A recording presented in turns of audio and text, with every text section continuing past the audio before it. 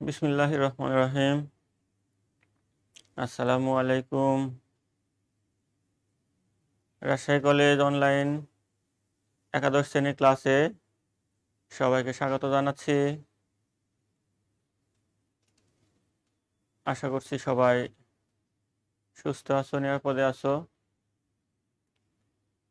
তো এখনই লাইভ শুরু হলো, তোমরা ক্লাসে জয়েন করো। আমরা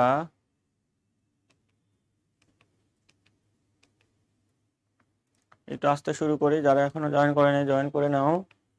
আমি আজকে ক্লাস নিব মোহাম্মদ জাহাঙ্গীর আলম, 29তম বিসিএস রাষ্ট্রবিজ্ঞান বিভাগ, রাজশাহী কলেজ, রাজশাহী। আমার মোবাইল নাম্বার, ইমেইল নাম্বার তোমাদের মধ্যে ইতিমধ্যেই দিয়ে দিয়েছি। তো বিশেষ করে ডিসেম্বর মাসে আজকেই সম্ভবত আমার শেষ ক্লাস, আবার জানুয়ারি মাসে দেখা হবে। এর মধ্যে তোমাদের যে কোনো প্রয়োজনে, লেখাপড়া সংক্রান্ত যে কোনো প্রয়োজনে আমাকে সেলফোনে অথবা ইমেইলে যোগাযোগ করবে। তো আজকে আমরা পরিণতি ও সুশাসন বিষয়ের দ্বিতীয় অধ্যায়ের পার্ট 4 সুশাসন, গুড গভর্নেন্স, এবং দ্বিতীয় অধ্যায়ের আজকেই শেষ ক্লাস। দ্বিতীয় অধ্যায় একটি ছোট্ট অধ্যায়, তারপরে আমাদের 5-6টি ক্লাস লাগে। তো 3টি ক্লাস ইতিমধ্যে হয়েছে এই অধ্যায়ের উপর। আজকে এই শেষ ক্লাসটি হবে, খুবই গুরুত্বপূর্ণ ক্লাস। তো তোমরা মনোযোগ দিয়ে শুনবে নিশ্চয়ই। আজকে পাঠ শেষে আমরা যা শিখব সেটা হচ্ছে পূর্ব পাঠের পুনরালোচনা, অর্থাৎ আমরা যা শিখেছি তার একটা রিভিউ। সেটা হচ্ছে গুড গভর্নেন্স কি, এটা আমরা শিখেছি। সুশাসনের গুরুত্ব 3টা ক্ষেত্রে আমরা বইতে দেখেছি: সামাজিক ক্ষেত্রে, রাজনৈতিক ক্ষেত্রে, অর্থনৈতিক ক্ষেত্রে। এছাড়াও শেষে অনুশীলনী, অর্থাৎ আমরা কিছু প্রশ্ন নিয়ে আলোচনা করব। এই পাঠটা সবচেয়ে বেশি ইম্পর্টেন্ট, যেহেতু আমরা শুধুমাত্র থিওরিটিক্যাল পড়াশোনায় পড়ে গিয়েছি ইতিমধ্যে, কিন্তু আমাদেরকে তো পরীক্ষার প্রস্তুতিও নিতে হবে। সেই জন্য তার একটি নির্দেশনা, যেহেতু ডিসেম্বর মাসে আজকে শেষ ক্লাস হচ্ছে আমার সাথে তোমাদের, সেই জন্য আমি একটু প্রশ্ন নিয়ে আলোচনা করব। আমরা প্রথমেই সুশাসনের অধ্যায়ের সুশাসনকে এটা নিশ্চয়ই শিখেছি। প্রিয় শিক্ষার্থীরা, তোমরা নিশ্চয়ই মনে রেখেছো সুশাসন কি। এখন তোমরা একটু মনে মনে বলো দেখি যে সুশাসন কি। তো তোমরা সুশাসনটা কি একবার বলে নাও।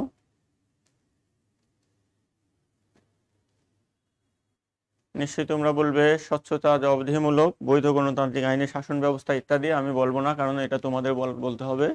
এরপরে হচ্ছে সুশাসনের বৈশিষ্ট্য কি কি, এগুলা নিশ্চয়ই আমাদের মনে আছে। মনে না থাকলেও একটু মনে করার চেষ্টা করব। এরপরে আমরা দেখি সুশাসনের প্রয়োজনীয়তা কি। আমরা সুশাসনের প্রয়োজনীয়তা কি এটা নিয়েও আলোচনা করেছি, বিশেষ করে বাংলাদেশের পরিপ্রেক্ষিতে সুশাসনের কোনো প্রয়োজনীয়তা আছে কিনা, বিষয়গুলো আমরা অধ্যয়ন করার চেষ্টা করেছি। তো নিশ্চয়ই তোমরা এগুলা পড়ে নিয়েছো পাঠ্য বই দেখে, এবং আমার ক্লাস দেখেছো। এখন এগুলো একটু মনে করার চেষ্টা করবে। তো এখানে আমরা খুব বেশি সময় নষ্ট না করি। এরপরে আজকে আমাদের প্রধান পড়া হচ্ছে সামাজিক ক্ষেত্রে সুশাসনের গুরুত্ব। প্রকৃতপক্ষে সুশাসনের গুরুত্ব কোথায়? আমরা যদি সুশাসন সম্পর্কে বুঝে থাকি, তাহলে সুশাসনের প্রকৃত গুরুত্ব হচ্ছে ব্যক্তি এবং পরিবার জীবনে। কারণ যে ব্যক্তির জীবনে সুশাসন রয়েছে, অর্থাৎ সুশাসনের বৈশিষ্ট্যগুলা বা সুশাসনের গুণাবলীগুলা বিদ্যমান রয়েছে, সেই ব্যক্তির জীবন একটি শান্তিপূর্ণ জীবন। আর যে পরিবারে সুশাসনের গুণাবলী বা বৈশিষ্ট্যগুলো রয়েছে, সেই পরিবারটা হচ্ছে একটি শান্তিপূর্ণ পরিবার। সুতরাং সুশাসন সবচেয়ে বেশি প্রয়োজন হচ্ছে ব্যক্তি এবং পরিবার জীবনে। কারণ একটি রাষ্ট্রের প্রতিটি বা অধিকাংশ ব্যক্তি জীবনে এবং পরিবার জীবনে যদি শান্তি বিরাজ করে, তাহলে একটি রাষ্ট্রে শান্তি বিরাজ করে। আর এই শান্তি বিরাজ করার একটি অন্যতম শর্ত হচ্ছে সুশাসন। এখন আমরা যদি দেখি যে পৃথিবীতে মানুষ সৃষ্টি হয়েছে, কিন্তু কেন মানুষ পৃথিবীতে এসেছে, কেন? মহান স্রষ্টা মানুষকে পৃথিবীতে আশরাফুল মাখলুকাত বা সৃষ্টির সেরা জীব হিসেবে প্রেরণ করেছেন। কিন্তু এই পৃথিবীটা একটা বিপদ সংকুল জায়গা সৃষ্টির শুরু থেকেই। এখানে মানুষের জন্য নানা বিপদ অপেক্ষা করছে, সেগুলা মোকাবেলা করেই মানুষকে এই পৃথিবীতে বসবাস করতে হয়। কিন্তু এই পৃথিবীর যে কয়দিনের জীবন, এই জীবনের প্রধান লক্ষ্যই হচ্ছে মানুষ শান্তি চায়, শান্তিপূর্ণভাবে বসবাস করতে চায়। সেজন্য আমরা যদি দেখি গীতা, বেদ বা ত্রিপিটক পাঠ শেষে পাঠকারী উচ্চারণ করে অং শান্তি, অং শান্তি, অং শান্তি, অর্থাৎ পৃথিবীর সকল প্রাণী শান্তি লাভ করুক। আবার যদি ইসলাম ধর্মের দৃষ্টিতে আমরা দেখি, সেখানে ইসলাম, ইসলাম শব্দের অর্থই শান্তি। ইসলাম সলম, আরবি শব্দ সলম থেকে এসেছে, সলম মানে শান্তি, সলম থেকে ইসলাম। আবার আমরা যখন বলি আসসালামু আলাইকুম, তার মানে আপনার উপর শান্তি বর্ষিত হোক। অর্থাৎ মানুষ চায় কি? শান্তি চায়। আর এই শান্তির অন্যতম একটি শর্ত হচ্ছে সুশাসন, অর্থাৎ শৃঙ্খলা থাকবে, স্বচ্ছতা, জবাবদিহিতা থাকবে, আইন মানবে মানুষ, নীতি নৈতিকতা থাকবে, সততার সাথে জীবন পরিচালনা করবে, কাজে কর্মে দক্ষতা থাকবে, তাহলেই তো সুশাসন হবে। তাহলে একটি ব্যক্তির জীবনে যদি এই গুণাবলীগুলি থাকে, তাহলে বলবো সেই ব্যক্তির জীবনে সুশাসন রয়েছে। সেক্ষেত্রে কি হবে? ব্যক্তির জীবনে যদি সুশাসন থাকে, তাহলে ব্যক্তির জীবনটা শান্তিপূর্ণ হবে, শান্তিময় হবে। আমরা যে মানুষগুলাকে সফল বা শান্তিময় জীবনধারী বলে থাকি, তাহলে আমরা যদি পর্যালোচনা করি, তাহলে তাদের জীবনে দেখবো আমরা স্বচ্ছতা আছে, জবাবদিহিতা আছে, সততা আছে, দক্ষতা আছে, পরমত সহিষ্ণুতা আছে। অর্থাৎ এই সুশাসনের গুণাবলীগুলো তার জীবনে আমরা ভীষণভাবে খেয়াল করি। কোনো পরিবার যদি আমরা শান্তিময় দেখি, যে শান্তিময় একটি পরিবার, সেখানে আমরা দেখব কি? সেই পরিবারে কর্মকাণ্ডের স্বচ্ছতা আছে, জবাবদিহিতা আছে, সততা আছে, দক্ষতা আছে, সহমর্মিতা আছে, সহনশীলতা আছে, পরোপকারিতা আছে, নীতি নৈতিকতা আছে, ধর্ম আছে, বা ধর্ম না ছাড়াও হতে পারে, নীতি নৈতিকতা অন্তত থাকতে হবে।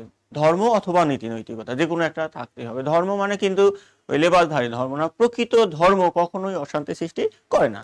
যাই হোক, আমরা এই বিষয়গুলো দেখি যদি ব্যক্তি জীবনে বা পারিবারিক জীবনে, সেখানে শান্তিময় জীবন অর্থাৎ সুশাসনের একটি জীবন। আর আমরা রাষ্ট্রবিজ্ঞানের শিক্ষার্থী হিসেবে বা পরিণতি ও সুশাসনের শিক্ষার্থী হিসেবে তিনটি ক্ষেত্রে বিশেষ করে সুশাসনের গুরুত্ব কি সেটা বিশেষভাবে জানবো। এটা সামাজিক ক্ষেত্রে, রাজনৈতিক ক্ষেত্রে আর অর্থনৈতিক ক্ষেত্রে।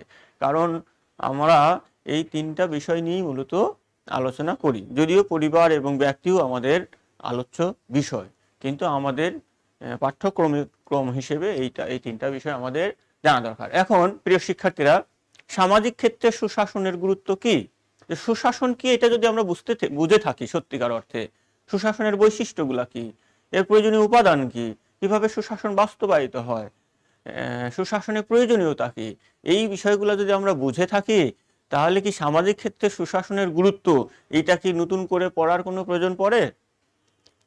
আসলে প্রতিটা জিনিস একটার সাথে আরেকটা সম্পর্কযুক্ত।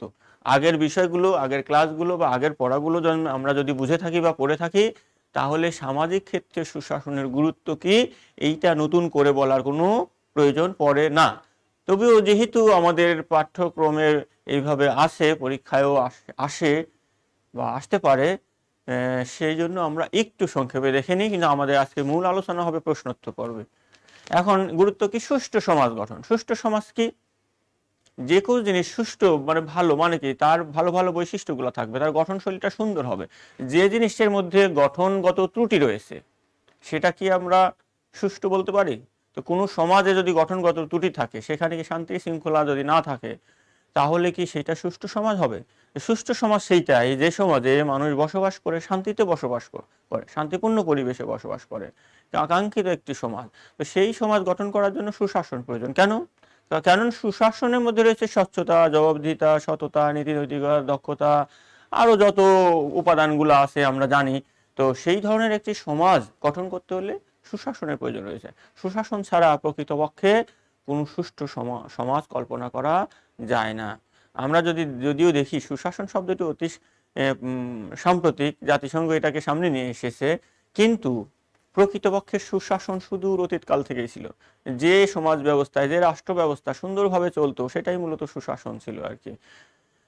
তো প্রাচীনকালে গ্রামগুলা, স্বনির্ভর গ্রামগুলা, সেখানে কিন্তু সবাই মিলে বসে গ্রামের নিয়ম কানুন ঠিক করতো, কোনো অপরাধ করলে বিচার সালিশ করতো, সেখানে একটা শান্তিময় পরিবেশ বিরাজ করতো। সেখানে কিন্তু সুশাসনের অনেক সুবাস ছিল আর কি। অনেক পরিবারে সুশাসন রয়েছে, ব্যক্তিগত জীবনের সুশাসন রয়েছে, কিন্তু এটা আমরা নতুন করে আবার নতুন ফরম্যাটে একটু দেখে নিচ্ছি এই আর কি। কিন্তু সুশাসন কিন্তু একেবারেই নতুন কিছু তা না, এটাকে আনুষ্ঠানিকভাবে আমাদের সামনে নিয়ে এসে জাতিসংঘ নিয়ে এসেছে একটি নতুন ফরম্যাটে। কিন্তু সুশাসন কিন্তু ওই মানব সৃষ্টির আদিকাল থেকেই ছিল, আছে এবং যখন সুশাসন থাকবে না আসলে তখন পৃথিবী ধ্বংস ছাড়া কোনো উপায় নেই। সুশাসনের ব্যত্যয় ঘটলেই সেখানে অশান্তি সৃষ্টি হয়। আর পৃথিবী তো যতদিন সুশাসন আছে ততদিন পৃথিবী টিকে থাকবে। যখন সুশাসন নষ্ট হয়ে যাবে তখনই তো পৃথিবী আর মানব সভ্যতা আর টিকে থাকার কোনো প্রয়োজন পড়বে না। যাই হোক, একটি সুন্দর সুষ্ঠু সমাজ গঠনের জন্য সুশাসনের গুরুত্ব অপরিসীম। আমরা এটা বইয়ের ভাষায় আরো সুন্দর করে শিখে দেবো, আমরা সংক্ষেপে একটু আলোচনা করছি। এরপরেও আছে কি যে সামাজিক উন্নয়ন। সামাজিক উন্নয়ন বলতে আমরা কি বুঝি? সামাজিক উন্নয়ন হচ্ছে সমাজের সার্বিক একটি উন্নয়ন, যেখানে ব্যক্তির উন্নয়ন, পরিবারের উন্নয়ন, নীতি নৈতিকতার উন্নয়ন, দক্ষতার উন্নয়ন, সামাজিক অংশগ্রহণ, এই সার্বিক বিষয় হচ্ছে একটি সামাজিক উন্নয়ন। সামাজিক উন্নয়ন মূলত মানব সমাজের উন্নয়নকেই বোঝায় সার্বিকভাবে। তো সেই সার্বিক সামাজিক উন্নয়ন করতে গেলেও সুশাসনের প্রয়োজনীয়তা রয়েছে, কারণ স্বচ্ছতা, জবাবদিহিতা, সততা, দক্ষতা এইগুলা এবং অংশগ্রহণ, সহমর্মিতা, সহনশীলতা, নীতি নৈতিকতা ছাড়া একটি সামাজিক উন্নয়ন মানে সাস্টেইনেবল ডেভেলপমেন্ট যেটা বলা হয়, মানে টিকসই উন্নয়ন, সেটা কোনোভাবেই সম্ভব হয় না। এরপরে আছে কি সামাজিক অধিকার প্রতিষ্ঠা। আমরা অধিকার সম্পর্কে একটি আমাদের অধ্যায় রয়েছে, অধিকার ও মানবাধিকার। সেখানে আমরা অধিকার সম্পর্কে আরো বিস্তারিত আলোচনা করব। খুব সংক্ষেপে আমরা বলি যে অধিকার হচ্ছে কি? অধিকার হচ্ছে আমার ন্যায্য পাওনা। আমি যদি বলি এটা আমার অধিকার, কেন বলি? কারণ এটা আমার পাওনা। কিন্তু যে আমার যে পাওনা পেতে গেলে অন্যের অনুরূপ অধিকার নষ্ট হয়, সেটা কিন্তু অধিকার হতে পারে না। অধিকার সেইটাই আমার জন্য যেটা আমি পেলে অন্যের কোনো ক্ষতি হবে না, সেটাই হচ্ছে অধিকার। আর আমরা পৌরবিজ্ঞানের ভাষায় বলি অধিকার হচ্ছে কিছু সুযোগ সুবিধা যেগুলা মানুষের পরিপূর্ণ বিকাশের জন্য অত্যাবশ্যক। মানব জীবনের পরিপূর্ণ বিকাশের জন্য অত্যাবশ্যক সুযোগ সুবিধা যেগুলো রাষ্ট্র এবং সমাজ কর্তৃক স্বীকৃত, সেই সুযোগ সুবিধাগুলোই অধিকার। তাহলে অধিকার আর কিছুই না, কিছু সুযোগ সুবিধা। তাহলে সেই সুযোগ সুবিধা যদি নিশ্চিত করতে হয়, সামাজিক সুযোগ সুবিধা অর্থাৎ সামাজিক অধিকার অর্থাৎ সামাজিক সুযোগ সুবিধাগুলো যদি নিশ্চিত করতে হয়, তাহলে কিন্তু সুশাসনের কোনো বিকল্প নাই। সুশাসনই পারে আমাদেরকে একটি পরিপূর্ণভাবে সামাজিক অধিকারগুলা প্রতিষ্ঠা করে দিতে। এরপরে কি সামাজিক নিরাপত্তা প্রতিষ্ঠা। নিরাপত্তা কি প্রিয় শিক্ষার্থীরা? নিরাপত্তা কি? আমরা তো বলেই থাকি, সব প্রায় শুনে থাকি বা বলে থাকি নিরাপত্তা, নিরাপত্তা বাহিনী, জীবনের নিরাপত্তা, সম্পদের নিরাপত্তা, সামাজিক নিরাপত্তা। তাহলে নিরাপত্তা কি? খুব সংক্ষেপে এটার উপর কিন্তু রাষ্ট্রবিজ্ঞানে একটি কোর্স রয়েছে 100 নম্বরের, নিরাপত্তা অধ্যয়ন। হ্যাঁ, তা নিরাপত্তা আমরা খুব সেই 100 নম্বরের কোর্স তো আর 2-1 মিনিটে বলা সম্ভব নয়। তোমরা বড় ক্লাসে উঠে এগুলো আরো বিস্তারিত পড়বে। এখন নিরাপত্তা বলতে কি বুঝি? নিরাপত্তা হচ্ছে যে কোনো ক্ষতির আশঙ্কা থেকে মুক্ত থাকা, যে কোনো ধরনের হুমকি থেকে, চ্যালেঞ্জ থেকে, ক্ষতির আশঙ্কা থেকে মুক্ত থাকা, সেটাই হচ্ছে খুব সংক্ষেপে নিরাপত্তা। তাহলে সামাজিক নিরাপত্তা কি? সমাজে যখন বসবাস করে মানুষ, তার জীবন এবং সম্পদ যেন যে কোনো ক্ষতির আশঙ্কা থেকে মুক্ত থাকে, সেটাই হচ্ছে তার সামাজিক নিরাপত্তা। তো সমাজে মানুষের জীবন, তার সম্ভ্রম, তার সম্পদ, এইগুলা যেন ক্ষতির আশঙ্কা থেকে মুক্ত থাকে, সেজন্য কি দরকার? সুশাসন দরকার। কারণ সুশাসনেই তো স্বচ্ছতা আর জবাবদিহিতা রয়েছে। যে সমাজে স্বচ্ছতা আছে সেখানে কিন্তু নিরাপত্তা বিঘ্নিত হয় না। এরপর কি সামাজিক সম্প্রীতি প্রতিষ্ঠা। আমরা একটি সমাজে বসবাস করি, এই সমাজে সবাইকে মিলেমিশে বসবাস করতে হয়। যে সমাজে মানুষের মধ্যে মিল মহব্বত কম, হানাহানি, মারামারি, গন্ডগোল, সেখানে কি শান্তি প্রতিষ্ঠিত হয়, সম্প্রীতি প্রতিষ্ঠিত হয়? অসম্ভব। আর কখন সমাজে এই শান্তি শৃঙ্খলা প্রতিষ্ঠিত হবে, হানাহানি গন্ডগোল এগুলো থাকবে না? যখন মানুষের মধ্যে সততা, স্বচ্ছতা, জবাবদিহিতা, নীতি নৈতিকতা, সহমর্মিতা, এই বোধগুলো থাকবে। আর এগুলো তো সুশাসনের উপাদান। সুতরাং সামাজিক সম্প্রীতি প্রতিষ্ঠা করতে হলেও সুশাসনের গুরুত্ব রয়েছে। এছাড়া কি সামাজিক শান্তি ও সাম্য প্রতিষ্ঠা। আমরা জানি তো সুশাসনের অপর নাম হচ্ছে শান্তি। সুশাসন মানে শান্তিপূর্ণ শাসন ব্যবস্থা। তাহলে সমাজে যদি আমরা শান্তি চাই, তাহলে আমাদের দরকার সুশাসন। আর সাম্য কি?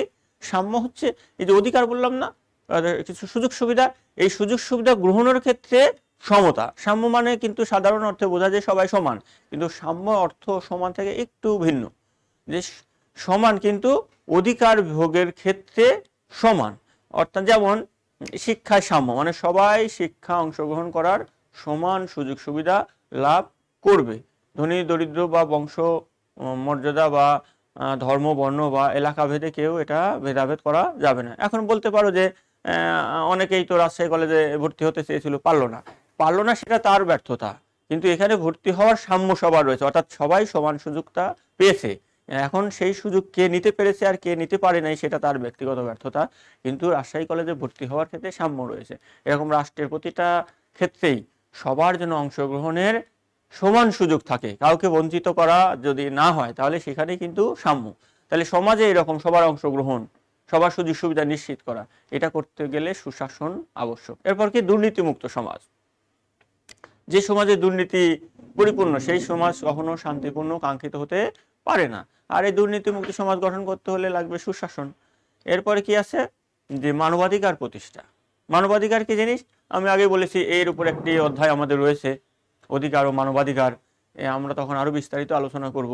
তারপরেও খুব সংক্ষেপে, মানুষ হিসেবে জন্মগ্রহণ করার কারণেই আমরা কিছু সুযোগ সুবিধা পেয়ে থাকি। মানুষ হিসেবে জন্মগ্রহণ যেহেতু করেছে সুতরাং আমার কিছু সুযোগ সুবিধা রয়েছে, এই সুযোগ সুবিধাগুলোকে বলা হয় মানবাধিকার।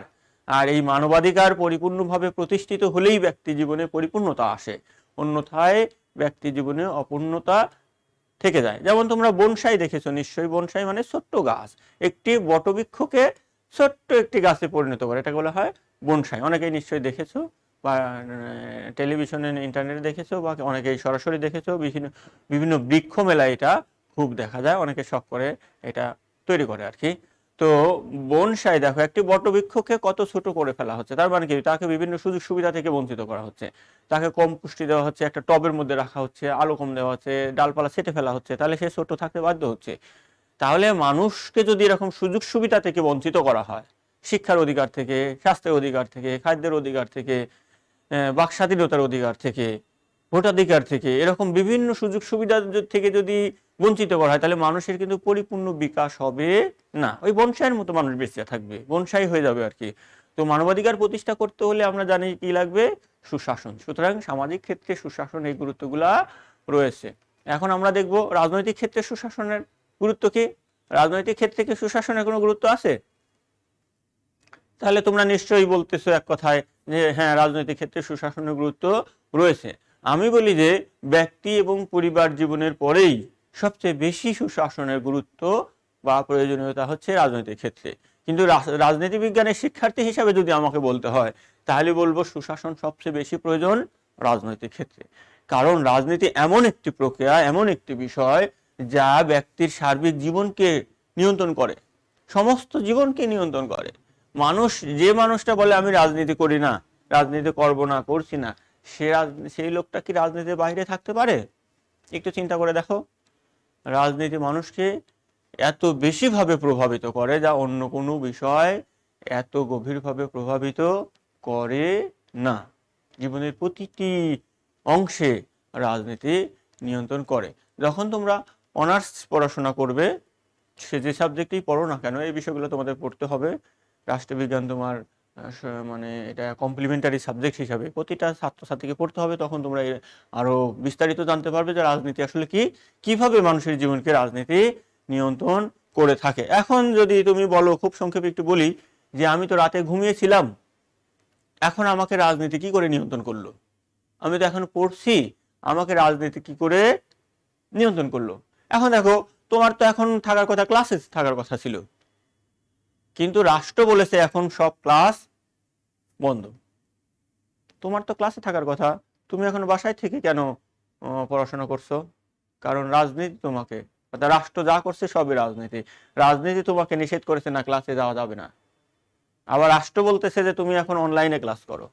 তাহলে তোমার ক্লাস করাটাও যে রাজনীতির মধ্যে পড়েছে, রাজনীতি দ্বারা প্রভাবিত হচ্ছে, এটা বোঝা গেল। তুমি যে রাতে ঘুমিয়েছিলে, এখন প্রশ্ন হচ্ছে আমি তো স্যার রাতে ঘুমিয়েছিলাম, তো রাজনীতি আমাকে কি করলো? তুমি যে রাতে ঘুমিয়েছিলে, তুমি যে নিরাপদে ঘুমিয়েছিলে, এই নিরাপত্তা নিশ্চিত করার দায়িত্ব রাষ্ট্রের। নিশ্চয়ই তোমাকে কোনো চোর ডাকাত ডিস্টার্ব করে নেই, পুলিশ আসে নাই, তোমাকে ধরে নেয় যায়নি, কোনো সন্ত্রাস মাস্তান আসে নাই, এটা নিশ্চিত করেছে কে? রাষ্ট্র।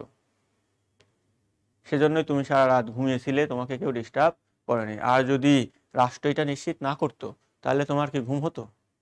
যদি আজকে রাতে, গত রাত সন্ধ্যায় টেলিভিশনে ঘোষণা আসতো যে আজ রাতে মানুষ যা ইচ্ছে তাই করবে, পুলিশ কিছুই বলবে না, সবাইকে সাধারণ ক্ষমা ঘোষণা করা হলো, সারা রাত যার যা ইচ্ছা সব করতে পারবে, তাহলে কি হতো? কারোর সম্পদ চুরি হতো, ডাকাতি হতো, কারো দোকানের সমস্ত সম্পদ লুটতরাজ হতো, কারো বাড়ির সম্পদ, কারো ব্যাংকের তালা ভেঙে টাকা নিয়ে যেত, কাউকে খুন হতে হতো, কারো সম্মান যেত, সম্ভ্রম যেত, হতো কিনা? এটা যদি বুঝতে পারো তাহলে বোঝো যে রাজনীতি কিভাবে মানুষের জীবনের সব ক্ষেত্রে নিয়ন্ত্রণ করে। যাই হোক, এটা উচ্চতর ক্লাসে গেলে আরো বিস্তারিত জানতে পারবে যে রাজনীতি আসলে কি এবং কিভাবে এটা মানুষের জীবনকে সার্বিকভাবে পরিপূর্ণভাবে নিয়ন্ত্রণ করে, প্রভাবিত করে। আর যে মানুষগুলা এই যে বলে আমি রাজনীতি করি না, এই মানুষগুলাই হচ্ছে রাজনৈতিক পরিবেশকে কলুষিত করে। কারণ যে জিনিসটা তাকে প্রভাবিত করে সেই জিনিসটাকে এড়িয়ে চলতে চাচ্ছে, তাহলে তো সে ক্ষতিগ্রস্ত হতেই হবে তাকে। যে জিনিসটা আমাকে প্রভাবিত করে আমাকে সেই জিনিসটা মোকাবেলা করতে হবে, সেই জিনিসটাকে উন্নত করার জন্য আমাকে সর্বদাই চেষ্টা করতে হবে, তাহলেই সেই জিনিসটা উন্নত হবে। আর আমাদের কিছু মানুষ আছে বলে না, ও রাজনীতি আমি নাই, ওটা আমি দূরে আছি। তুমি দূরে আসো জন্যই তো রাজনীতির অবস্থা খারাপ হয়। সবাই যদি বলে যে না, রাজনীতি জিনিস আমাদের লাগবে, শুধু এটাকে ভালো করতে হবে, সবাই মিলে যদি রাজনীতিটাকে ভালো করে, তাহলে তো একটা সুন্দর সুষ্ঠু রাজনীতি আমরা পাই। তাহলে রাষ্ট্রটা সুন্দর হয়, সমাজটা সুন্দর হয়, পরিবারটা সুন্দর হয়, ব্যক্তি জীবনটাও সুন্দর হয়। তাহলে রাজনৈতিক ক্ষেত্রে সুশাসনের গুরুত্ব আছে কি আমরা নিশ্চয়ই বুঝতে পেরেছি। তাও খুব সংক্ষেপে আমরা একটু দেখি কি আছে। আইনের শাসন প্রতিষ্ঠা। আইনের শাসনকে আমরা সংক্ষেপে জেনেছি, এর উপর আরেকটি অধ্যায় রয়েছে আইন, তখন আমরা আরো বিস্তারিত জানবো। আপাতত বলি যে আইনের শাসন, আইন দ্বারা সমাজ বা রাষ্ট্র পরিচালিত হবে, কোনো ব্যক্তির খেয়াল খুশি মতো নয়। আইনের দৃষ্টিতে সবাই সমান, ছোট বড় ধনী দরিদ্র নির্বিশেষে একই আইন সবার ক্ষেত্রে সমভাবে প্রযোজ্য। এটাই হচ্ছে আইনের শাসন। মানবাধিকার প্রতিষ্ঠার ক্ষেত্রে প্রথম পদক্ষেপ হচ্ছে আইনের শাসন।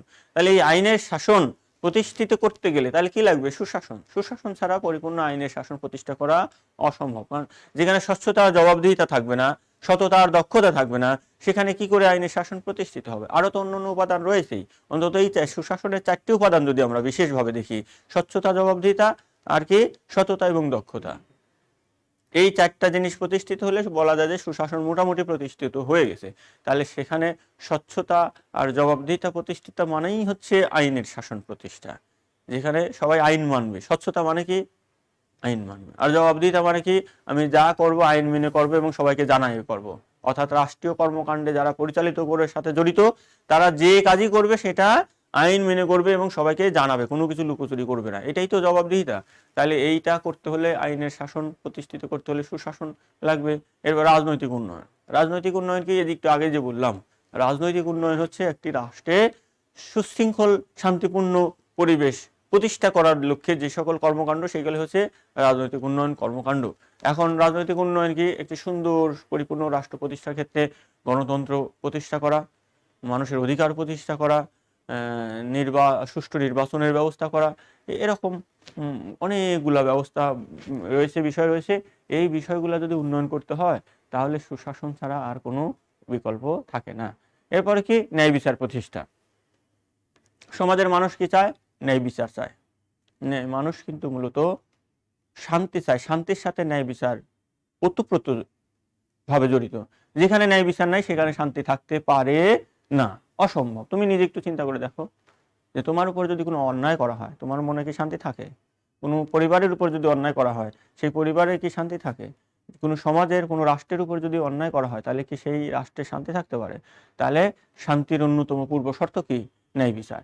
তাহলে এই ন্যায় বিচার কিভাবে প্রতিষ্ঠিত হবে? সুশাসন প্রতিষ্ঠিত হলেই তো ন্যায় বিচার প্রতিষ্ঠিত হবে। তাহলে কি ন্যায় বিচার প্রতিষ্ঠার ক্ষেত্রে সুশাসনের গুরুত্ব রয়েছে? নিশ্চয়ই, নিশ্চয়ই গুরুত্ব আছে। এরপরে কি? দুর্নীতিমুক্ত রাষ্ট্র প্রতিষ্ঠা। তাহলে একটি রাষ্ট্রকে যদি দুর্নীতিমুক্ত করতে হয় তাহলে সেখানে আনতে হবে কি? সুশাসন। মানে কি? স্বচ্ছতা, জবাবদিহিতা, সততা, দক্ষতা সহ আরো যে উপাদানগুলো রয়েছে সেগুলো আনতে হবে। তাহলে দুর্নীতিমুক্ত রাষ্ট্র গঠন করতে হলে সুশাসনের প্রয়োজন বা গুরুত্ব রয়েছে। এরপর কি আছে? যোগ্য নেতৃত্ব। একটি পরিবার, সমাজ বা রাষ্ট্রকে সুন্দরভাবে পরিচালনা করার জন্য সুযোগ্য নেতৃত্ব দরকার। সুযোগ্য নেতৃত্ব ব্যতীত কোনোভাবেই একটি রাষ্ট্র সুন্দরভাবে পরিচালিত হতে পারে না। এটা সবাই আমরা বুঝি। যেমন একটি নৌকার মাঝি যদি দক্ষ না হয়, সেই নৌকাটা ভালো চলবে না। একটি বাসের ড্রাইভার যদি অদক্ষ হয়, তাহলে সেই বাসটা ঠিক মতো চলবে না, আবার দুর্ঘটনা ঘটারও সম্ভাবনা রয়েছেই তো। ঠিক তেমনি একটা রাষ্ট্রযন্ত্র তো একটা বাস বা একটা নৌকার চাইতে অনেক বড় কিছু, মানে কোটি কোটি গুণ বড় কিছু।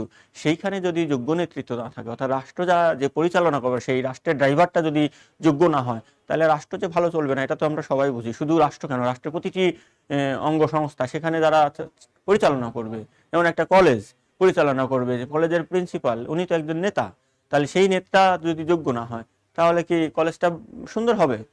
রাজশাহী কলেজ কেন সুন্দর হলো? নিশ্চয়ই অধ্যক্ষ স্যারের যোগ্যতা, এই নেতৃত্বের যোগ্যতার কারণে। তাহলে এই যোগ্য নেতৃত্ব সৃষ্টি হবে কিভাবে? ওই সুশাসনের মধ্য দিয়ে। সুশাসনের যে উপাদানগুলো রয়েছে সেই উপাদানের মধ্য দিয়েই কিন্তু যোগ্য নেতৃত্ব সৃষ্টি হবে। তাহলে এক্ষেত্রে গুরুত্ব রয়েছে। এরপর কি গণতন্ত্রের প্রাতিষ্ঠানিকীকরণ। গণতন্ত্রের প্রাতিষ্ঠানিকীকরণ কি, এটা আমরা আরেকটি আমাদের অধ্যায় রয়েছে সরকার কাঠামো, সেই অধ্যায়ে আমরা বিস্তারিত আলোচনা করব। খুব সংক্ষেপে গণতন্ত্রকে পরিপূর্ণভাবে গ্রহণযোগ্য এবং স্থায়ী রূপ দেওয়াই হচ্ছে গণতান্ত্রিক প্রাতিষ্ঠানিকীকরণ। অর্থাৎ গণতন্ত্র যেন ধ্বংস না হয়, গণতন্ত্র যেন হুমকির মুখে না পড়ে, গণতন্ত্র যেন সবাই অংশগ্রহণ করতে পারে, গণতন্ত্রের যে উপাদানগুলো রয়েছে সেগুলো যেন যথাযথভাবে কার্যকর হয়, সেটাই হচ্ছে গণতন্ত্রের প্রাতিষ্ঠানিকীকরণ। আর এটা করতে গেলেই প্রয়োজন হবে সুশাসনের। এরপর কি রাষ্ট্রের ভাবমূর্তি বৃদ্ধি। একটি রাষ্ট্র শুধু রাষ্ট্রের মধ্যে সীমাবদ্ধ নয়, সমগ্র বিশ্বব্যাপী তার কিন্তু পদযাত্রা। যেমন আমার দেশের মানুষ সারা পৃথিবীর বিভিন্ন দেশে বসবাস করে কর্মের কারণে বা অন্য কারণে বা ভ্রমণে। তাহলে এই বাংলাদেশ রাষ্ট্রের যদি ভাবমূর্তি খারাপ হয়, যে এটা একটা সন্ত্রাসী রাষ্ট্র বা উগ্রবাদী রাষ্ট্র বা দুর্নীতিগ্রস্ত রাষ্ট্র, তাহলে এই দেশের মানুষ যারা যখন বিদেশে যায় তখন মানুষ কিন্তু এদেরকে নিচু চোখে দেখবে, যে এই খারাপ দেশের মানুষ।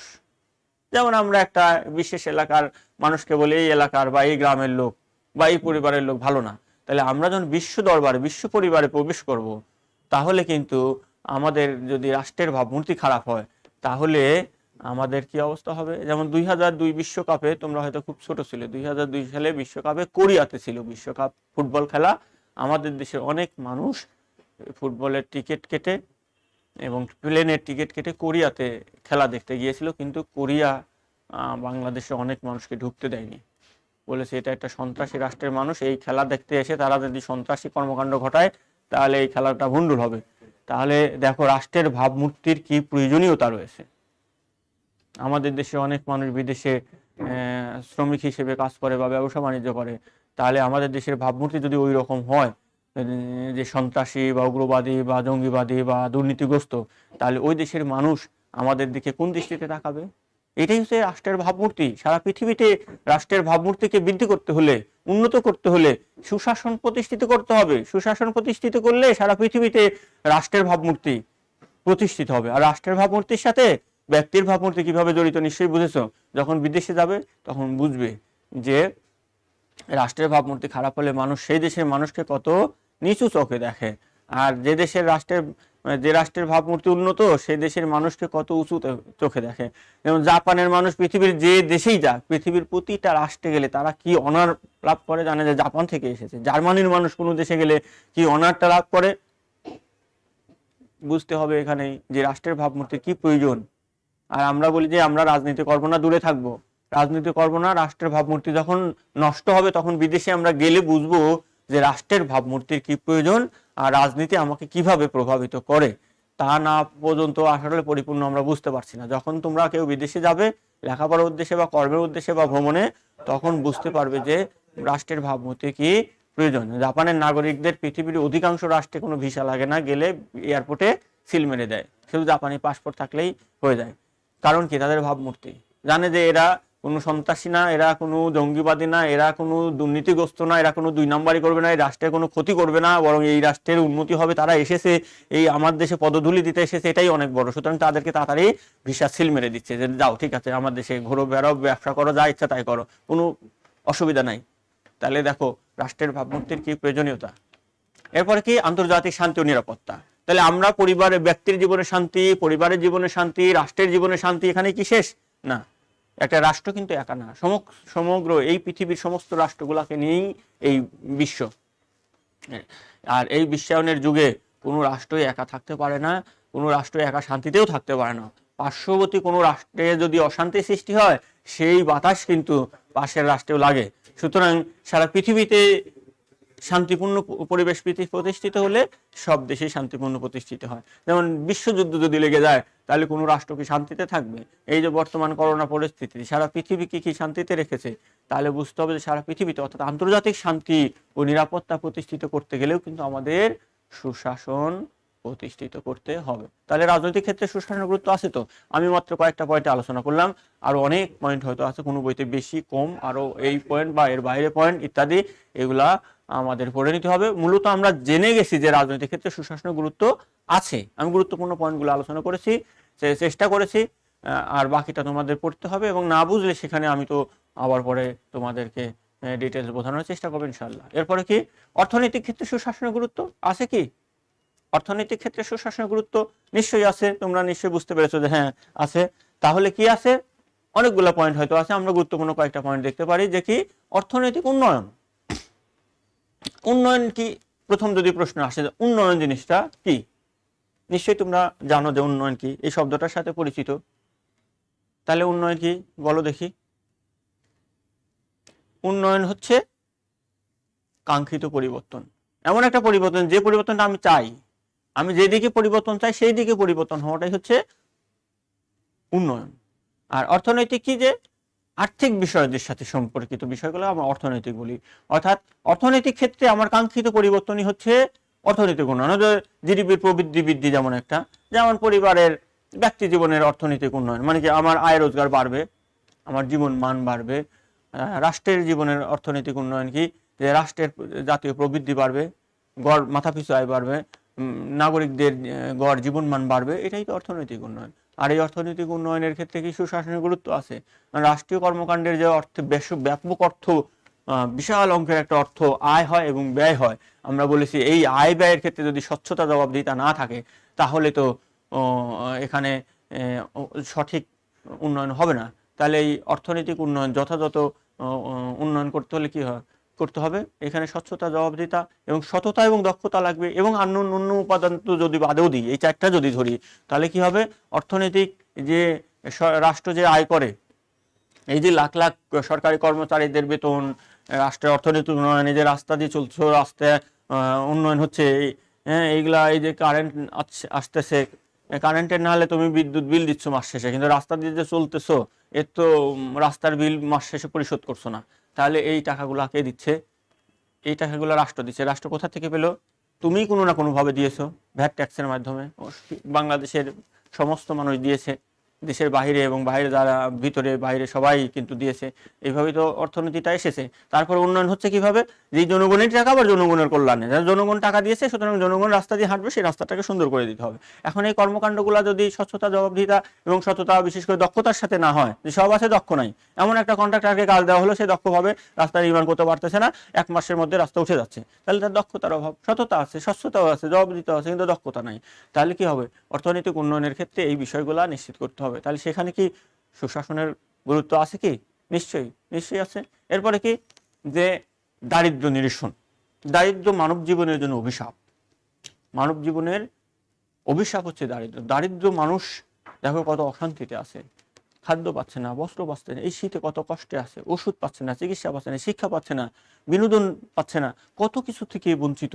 কিন্তু একটা যা দারিদ্র্য নাই, আর্থিক সচ্ছলতা রয়েছে, সে ইচ্ছে করলেই একটা ভালো খাবার, একটা ভালো পোশাক, একটা ভালো বিনোদন, মানে অসুস্থ হলে চিকিৎসার ব্যবস্থা।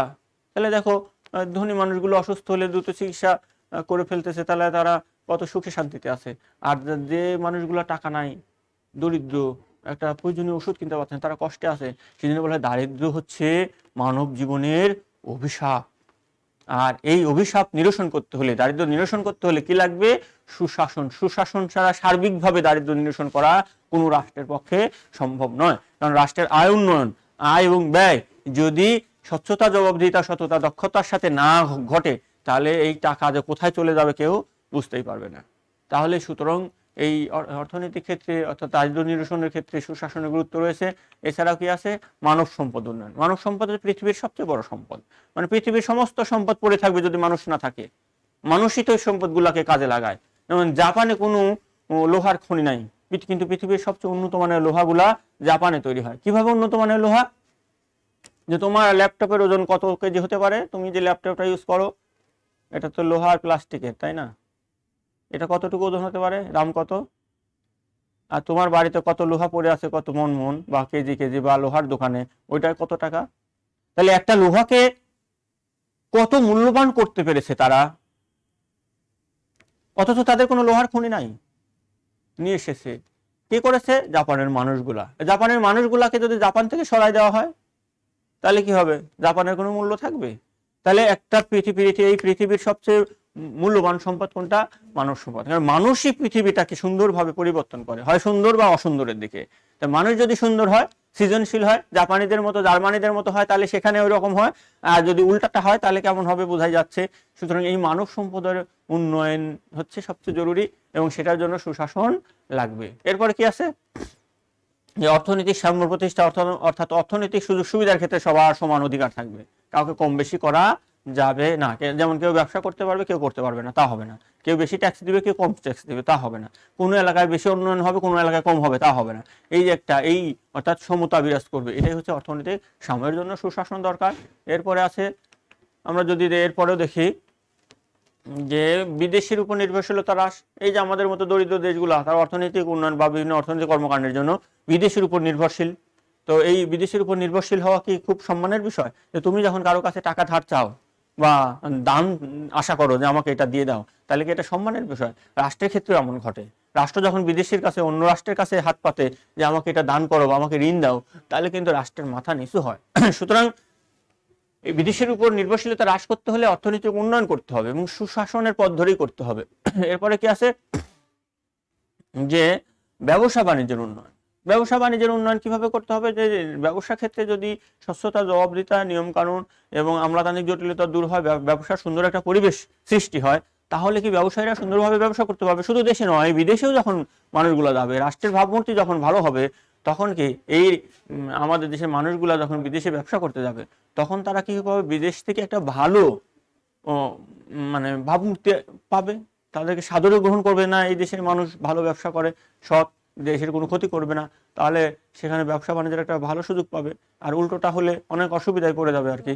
সুতরাং ব্যবসা বাণিজ্যের উন্নয়নের জন্য লাগবে সুশাসন। এরপর কি? জাতীয় প্রবৃদ্ধি বৃদ্ধি করতে হবে। জাতীয় প্রবৃদ্ধি কি? অর্থাৎ রাষ্ট্রের সমস্ত সম্পদের যে প্রতি বছর যে পরিমাণ বেড়ে যায়, সেটাই তো প্রবৃদ্ধি। তাহলে সেই প্রবৃদ্ধি যত বেশি হবে, তাহলে সম্পদ যত দ্রুত বাড়বে। তাহলে সেই প্রবৃদ্ধি বাড়াতে হলে সুশাসন লাগবে। তাহলে আমরা মোটামুটি দেখলাম যে সামাজিক, রাজনৈতিক এবং অর্থনৈতিক ক্ষেত্রে সুশাসনের গুরুত্ব আছে। তা আমরা মোটামুটি এই চ্যাপ্টারে, এই আজকের আলোচনার মধ্য দিয়ে এই চ্যাপ্টারটা মোটামুটি শেষ করলাম। এখন আমাদের শুধু থিওরিটিক্যাল শুধু পড়া হলো। তো বিশেষ করে তোমরা এই ছুটির মধ্যে, যে আমাদের সাধারণত 16 ডিসেম্বর থেকে 31 ডিসেম্বর পর্যন্ত কলেজগুলা ছুটি থাকে। এইবার এখন কি হবে বোঝা যাচ্ছে না, তারপরে মোটামুটি বোঝা যাচ্ছে, যেহেতু 15 তারিখ পর্যন্ত ক্লাস শিডিউল রয়েছে, সম্ভবত বন্ধ থাকবে। তো বন্ধ থাকলে তোমরা বাসায় এইগুলা পড়ার পাশাপাশি প্রশ্নগুলা পড়বে। তো প্রশ্ন তোমরা ইতিমধ্যে ধারণা লাভ করেছো সৃজনশীল প্রশ্ন সম্পর্কে। তো আমি ওখানে আর একটু তোমাদের ধারণা দেওয়ার চেষ্টা করবো, যেন তোমরা আর একটু মনোযোগ দিয়ে বুঝে বুঝে পড়তে পারো। তো সেখানে আমরা যাব অনুশীলনী অংশে, যেটা শুরুতেই বলেছিলাম যে অনুশীলনী একটু করা হবে।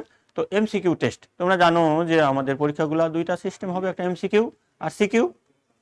এমসিকিউ সাধারণত 30টা প্রশ্ন থাকবে, 30 নম্বর। আর সিকিউ 11টা প্রশ্নের মধ্যে 7টি উত্তর দিতে হবে, 7×70 নম্বর, 70 আর 30 100 নম্বর। তাহলে এমসিকিউ টেস্ট এবং সিকিউ টেস্ট দুই জায়গায় কিন্তু জ্ঞানমূলক, অনুধাবনমূলক, উচ্চতর, তারপরে হচ্ছে প্রয়োগমূলক আর উচ্চতর দক্ষতা, এই 4 ধরনের কোশ্চেন থাকবে। যদিও জ্ঞান অনুধাবনে, সৃজনশীল এই এমসিকিউ প্রশ্নে জ্ঞান অনুধাবনে বেশি থাকবে, প্রয়োগে একটু কম থাকবে, উচ্চতর দক্ষতা খুবই কম থাকবে, কিন্তু আমাদের 4 ধরনের প্রশ্নই করতে হবে। তাহলে আমরা যদি একটু খেয়াল করি, যে একটা প্রশ্ন দেখি, একটি দেশের সামাজিক, রাজনৈতিক, অর্থনৈতিক প্রভৃতি সকল ক্ষেত্রে উন্নয়নের জন্য অত্যাবশ্যক কোনটি? তাহলে এই প্রশ্নটা কি হতে পারে? যে এইটা তোমরা সরাসরি বই থেকে পড়েছো, যে এটার জন্য সুশাসন প্রতিষ্ঠা, তাহলে এটাকে বলা হয় জ্ঞানমূলক, অর্থাৎ তুমি জানো যে প্রশ্নটা, তুমি সরাসরি জানো যে উত্তরটা ডাইরেক্ট, তোমাকে কোনো ভাবতে হচ্ছে না, বইতেই পেয়ে গেছো, সেটাকে বলা হয় জ্ঞানমূলক, অর্থাৎ তোমার জানা আছে বিষয়টা। আর দুর্নীতির বিচার না হলে কি হবে? দুর্নীতি বেড়ে যায়, উন্নয়ন বাধাগ্রস্ত হয়, সমাজের যোগ্যদের দাপট বেড়ে যায়। তাহলে এটার উত্তর কি হতে পারে? নিশ্চয় কোনটি সঠিক? দুর্নীতির বিচার না হলে কি হবে? দুর্নীতি বেড়ে যাবে, উন্নয়ন বাধাগ্রস্ত হবে, সমাজে যোগ্যদের দাপট বেড়ে যায়। তাহলে এটা কি? তাহলে আমরা যদি দেখি দুর্নীতির বেশি আনা হলে দুর্নীতি বেড়ে যাবে, উন্নয়ন বাধাগ্রস্ত হবে। আর সমাজের যোগ্যদের দাপট বেড়ে যায় কি? দুর্নীতি হলে অযোগ্যদের দাপট বেড়ে যায়। তাহলে আমরা দেখতেছি এখানে দুইটা উত্তর সঠিক, একটা দুর্নীতি বেড়ে যায় আর উন্নয়ন বাধাগ্রস্ত হয়। তাহলে 1 ও 2, তাহলে 1 ও 2 কোথায় আছে? কতে আমরা দেখি 1 ও 2 রয়েছে, তাহলে উত্তর সঠিক ক। এখন এটা কোন ধরনের প্রশ্ন? এইটা হচ্ছে তোমার প্রয়োগমূলক একটা প্রশ্ন। কেন? কারণ তুমি এটা বাস্তবে প্রয়োগ করতেছো যে দুর্নীতির বিচার না হলে কি হতে পারে, এটা একটা প্রয়োগ হয়ে যাচ্ছে। তারপরে কি? বাংলাদেশের সুশাসন প্রতিষ্ঠায় প্রধান প্রতিবন্ধকতা কোনটি? এটা কোনটা হতে পারে? দুর্নীতি, আইনের শাসন, সম্পদের অপব্যবহার, জনসচেতনতার অভাব। তাহলে প্রধান বলা হচ্ছে প্রধান, সম্পদের অপব্যবহার, জনসচেতন সবই কিন্তু এখানে উত্তর প্রধান কোনটা? দুর্নীতি। এটা জ্ঞানমূলক প্রশ্ন, সরাসরি উত্তর পেয়ে যাচ্ছ। দুর্নীতির কারণে দেশের কি ধরনের উন্নয়ন ব্যাহত হয়? সামাজিক উন্নয়ন, রাজনৈতিক উন্নয়ন, অর্থনৈতিক উন্নয়ন। এখন দেখো তুমি যা জ্ঞান লাভ করেছো তার থেকেই এটা তুমি অনুধাবন করে উত্তরটা সঠিক করবে। তাহলে দুর্নীতির কারণে দেশের কি ধরনের উন্নয়ন ব্যাহত হয়? সামাজিক, রাজনৈতিক, অর্থনৈতিক। তাহলে কোন ধরনের? তাহলে তুমি এটা জানো যে এই 3 ধরনেরই হয়। এই যে একটা অনুধাবন করে সরাসরি এক কথায় উত্তর দিতে পারলে না, একটু ভাবতে হলো যে তা কোন ধরনের উন্নয়ন ব্যাহত হতে পারে। তাহলে এটা হচ্ছে তোমার অনুধাবনমূলক প্রশ্ন। এরপরে আরো আমরা দেখতে পারি যে সুশাসনের জন্য নাগরিকদের করণীয় হলো, সুশাসনের জন্য নাগরিকের কি করণীয়? এটা একটা প্রয়োগমূলক প্রশ্ন। শিক্ষিত ও সচেতন হওয়া, সাম্প্রদায়িক ও সচেতন হওয়া, দেশপ্রেমিক হওয়া। তাহলে কি? শিক্ষিত ও সচেতন হওয়া, হ্যাঁ এটা একটা হতে হবে। আর সাম্প্রদায়িক ও সচেতন, সাম্প্রদায়িক কি হতে হবে? অসাম্প্রদায়িক হতে। তাহলে এই প্রশ্নের উত্তরটা হবে না। আর কি? দেশপ্রেমিক হওয়া, হ্যাঁ দেশপ্রেমিক হতে হবে। তাহলে এখানে আমরা কোনটা উত্তর পাবো? 1 ও 3। তাহলে 1 ও 3 কোথায় আছে? আমরা যদি দেখি গ নাম্বারে রয়েছে 1 ও 3। তাহলে এটা আমরা একটা উত্তর পেয়ে গেলাম।